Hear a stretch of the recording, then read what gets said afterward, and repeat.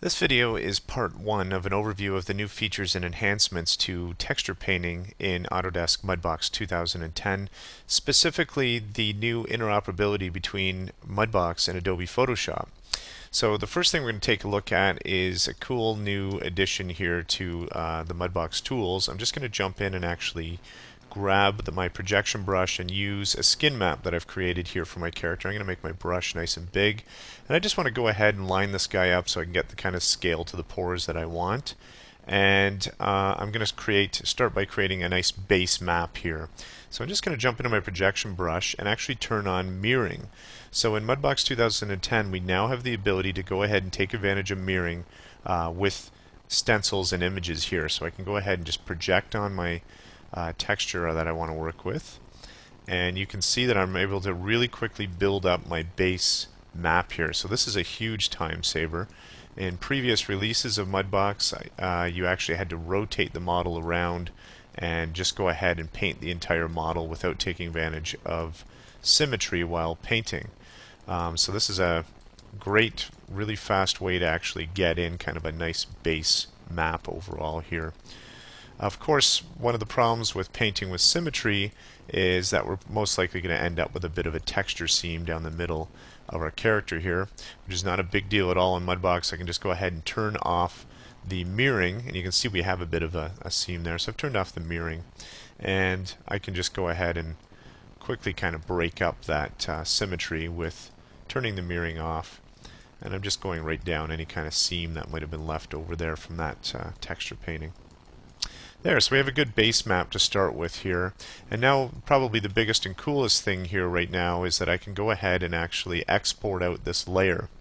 So I can either right click on my layer or jump into the menu here and hit export selected, and you can see in our file type format menu here I can just jump right down to Photoshop PSD, and I'm just going to set this one here as, we'll just call it base temp, and let it write out the file format. And I'll just jump into Photoshop, and I'm just going to open up that file that we've just created, and you'll see a couple of things that happen here.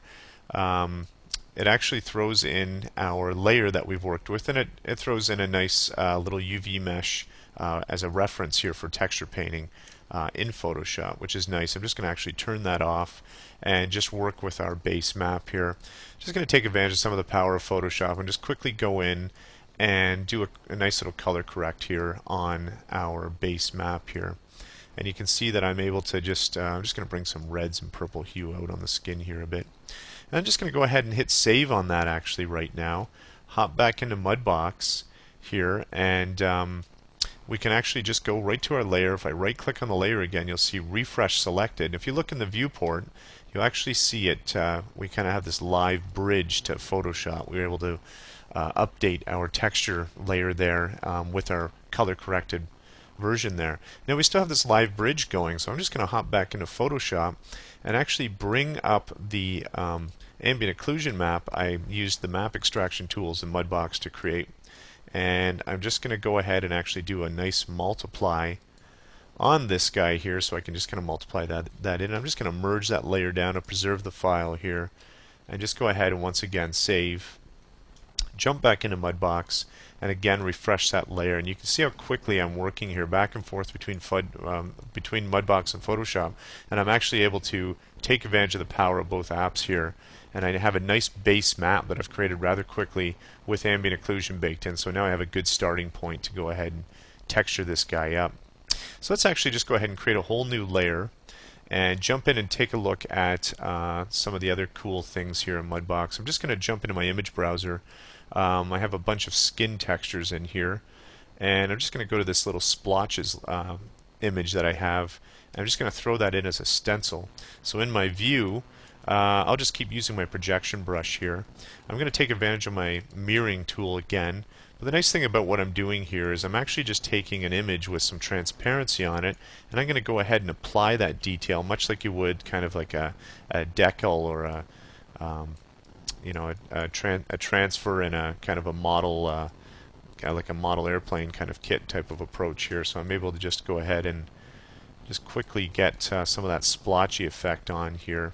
So I'm taking advantage of the nice alpha out kind of transparency on this, and then maybe just scale this out to get some kind of larger ones along his shoulders and up the back of his head here.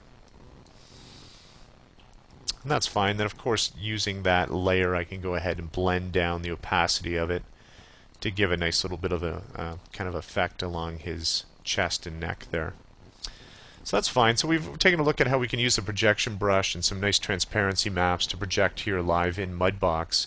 Let's take a look at a different approach here with Photoshop. There are two different techniques to work with Photoshop from Mudbox now. We've seen the UV approach where we're actually working with our UV layout right in Photoshop from our layers. We can now actually work with a screen projection approach here. So I can take advantage of any kind of view in my of my model. In this case, let's go ahead and do some editing on the top of his head here. And I can just go ahead and go underneath the File menu and use Export Screen to PSD. You'll see this little menu come up. We have a couple presets here. Use screen size, double the screen size 4 times. You can customize and use any resolution you want at all. I'm just, for this example, going to use screen size for this. Hit Export to PSD. You'll see the PSD file format come up there. And we're just going to use something here. We'll just call this head top. And we'll just go ahead and write out a PSD format, and a couple things happen. It actually goes ahead and opens Photoshop for you and brings in the image that we've just created, and then you can see this nice little 5-layer setup that it's brought in here. So you can see the textured layer here. Everything else is locked. It clearly states here, paint here. This is the layer to work on. If I turn that off, you'll see that we just have kind of a Mudbox shading up above. I turn that off, we get this kind of flat lit kind of overall diffuse look.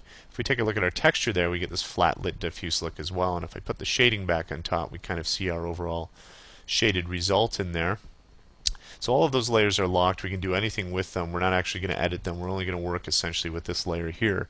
But that doesn't mean I'm stuck to that layer right now. I can just go ahead and I'm going to bring in this image here. And I want to actually blend the effect of this skin with my existing skin map I'm working with in Mudbox. So I'm just going to go ahead and select a thing here. I've actually got a nice feathering effect of 25 pixels going on. And what I'm going to do is just go ahead and delete the extra area around there. And I just want to kind of take advantage of the blending effects here in Photoshop. And let's see, so we can actually play with it a couple different things. I'm going to use a linear dodge or an add on this. And maybe we'll just kind of bring this up a bit in here and kind of break this up so that we can kind of blend the skin effects together nicely. So there you can see that I'm blending the two kind of different skin effects together quite nicely. Take a look at this up close, and that's fine. I'm actually just going to go ahead and merge this down with my paint here layer, and then I'm just going to go ahead and quickly save that out and jump back into Mudbox here. And you can see that if I go ahead and move the camera, it doesn't really matter. But once I use my file re-import from PSD, and we just go back to our head top file that we were working with there, it remembers what it was working with there, and also gives you this little note that it's noticed that there has been a modification to that PSD format here. This is once again that live bridge with Photoshop. It's brought it back to where that was the screen image was grabbed from, and it's actually projected that overall effect right onto the top of his head here. So because we put it in, we've got this into a nice little layer here. We can go ahead and dial up the overall effect of that in there. So you can see the overall power of using Photoshop with Mudbox. Two very different techniques taking advantage of the power of both applications, and in the end the result is a nice seamless transfer of data between Mudbox and Adobe Photoshop.